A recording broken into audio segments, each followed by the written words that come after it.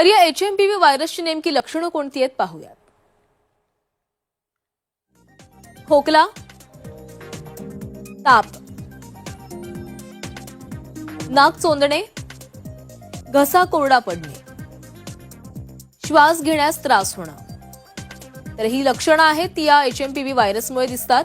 दरम्यान HMPV virus बचावासाठी काय काळजी घ्यावी तेही पाहूयात।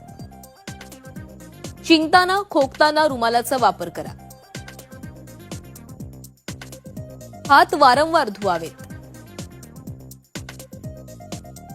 पुरेशा प्रमाणात पाणी प्यावं।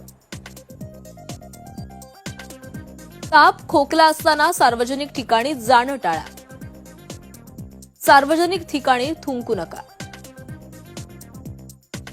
सार्वजनिक ठिकाणी जाताना मास्कचा वापर करा।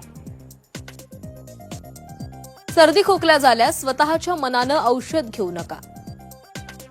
डोळे, नाक आणि तोंडाला वारंवार स्पर्श करू नका।